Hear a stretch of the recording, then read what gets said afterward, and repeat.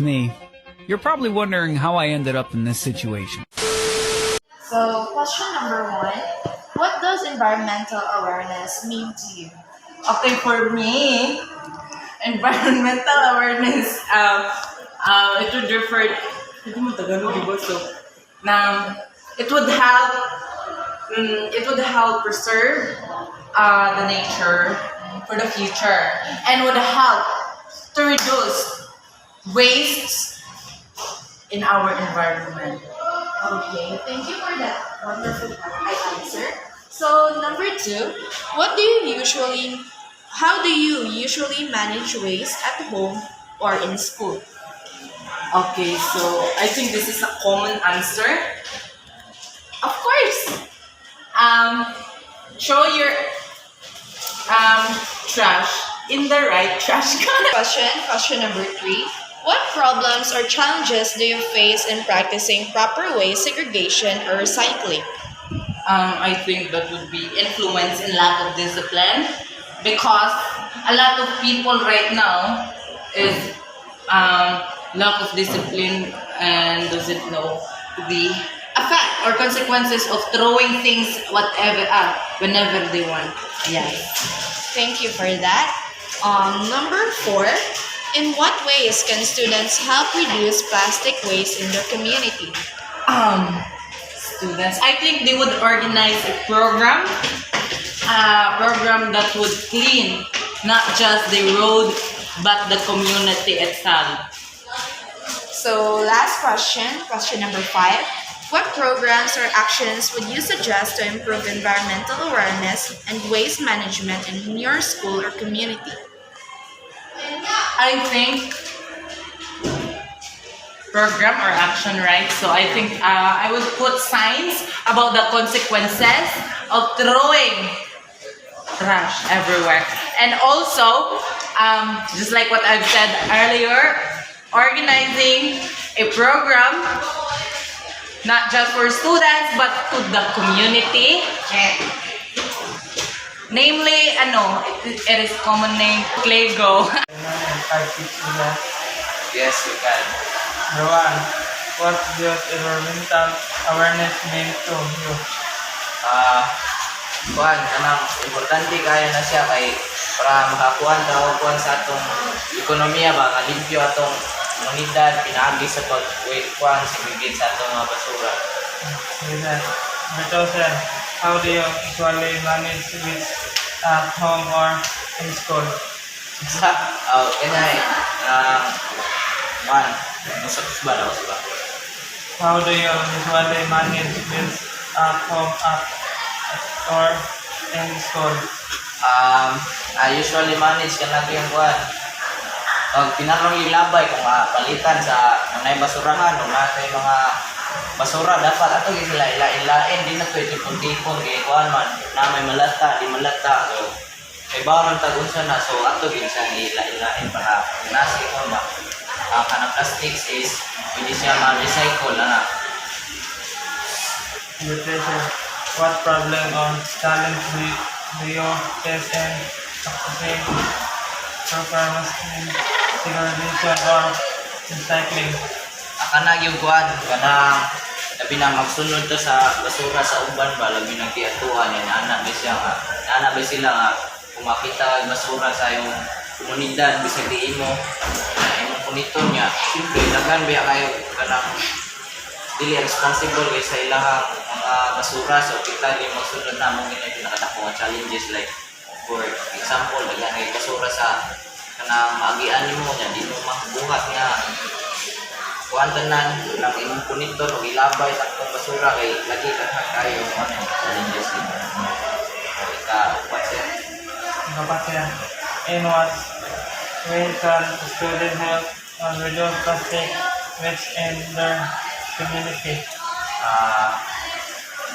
Kasi makatabang nila ang suggest sa mga tabang kuan para lang jud kuan dapat i-practice nila ang proper waste management diba para magpabili ng kalimpyo sa komunidad dili lang sa eskwelahan kundi takip na po sa atuang kuan sa nasa nga lugar para ma-maintain ang kalimpyo. So, proceed. Natasha, what program or action will you done in to improve environmental awareness and management in your school and community?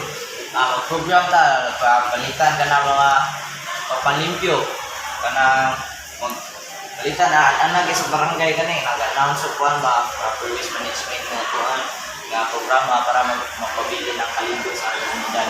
Dapat kung ikaw po tao, dapat makilahok sa kasama nana nga programs para makaibalo ka ang sa pagkuhan sa iyong mga basura. Mga rin ang ikasabi. So I'll be asking you 5 questions about environmental awareness. So question number 1, what does environmental awareness mean to you? So para nimo unsa day na ang environmental awareness? For me, environmental awareness is kanang pagpanatili limpyo ang imong palibot and safe siya para sa tanan. Okay, thank you for that. Number 2, how do you usually manage waste at home or in school? So, kung saan mo pag-manage ang kanang inyuhang mga basura sa balay man or sa eskwelahan? Sa mga is na may proper ways on labayanan sa basura, which is trash cans or mga plastics na kuan. Tapos sa school, same ways as trash cans and proper ways. Okay. Question number 3, what problems or challenges do you face in practicing proper waste segregation or recycling? So, kasi mga problema nga imong na-face para sa pag-practice of proper segregation and recycling?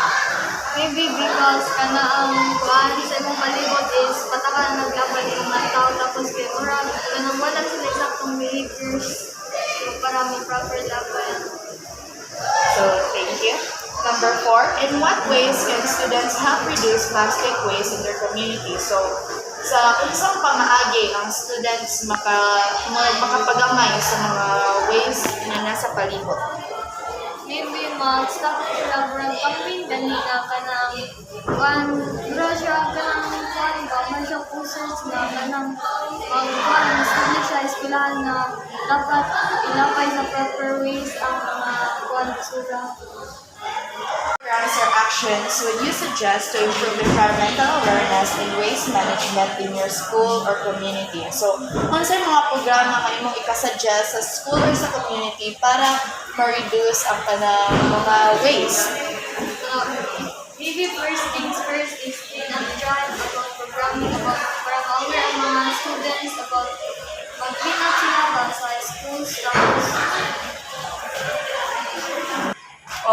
Here's the 5 questions. So, question number 1, what does environmental awareness mean to you?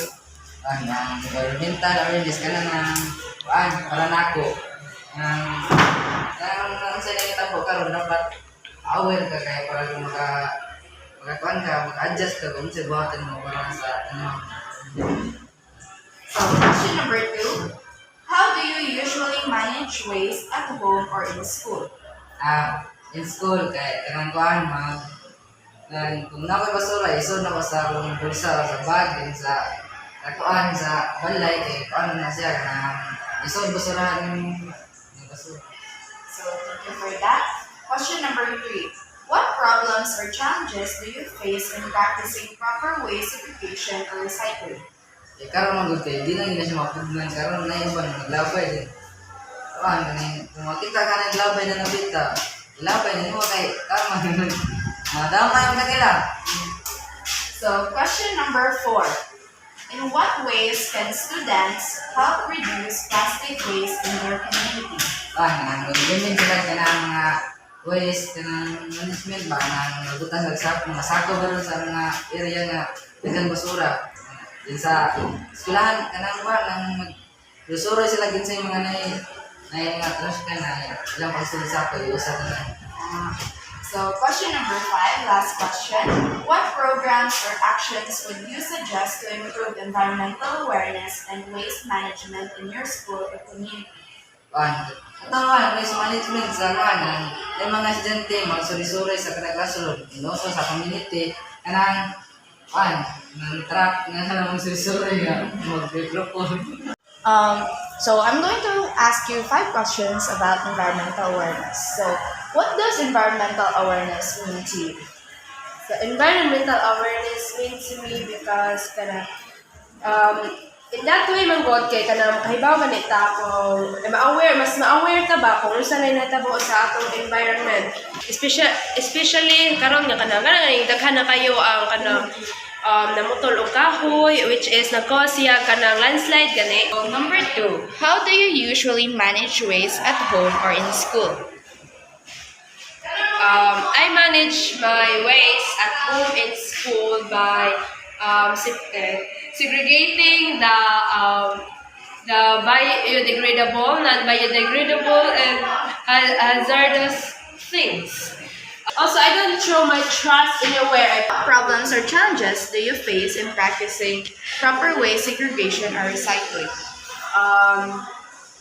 The challenges that I face and proper segregation is lack of resources. We don't have trash bin at home, so we use plastics to put our trash off. Okay. So question number 4. In what ways can students help reduce plastic waste in their community? Students help reduce plastic waste in their environment by using eco bag or paper bag, which is especially when we buy things at the market, so that we can minimize using plastics, and in that way we can reduce plastic waste in our environment. Number 5, last question.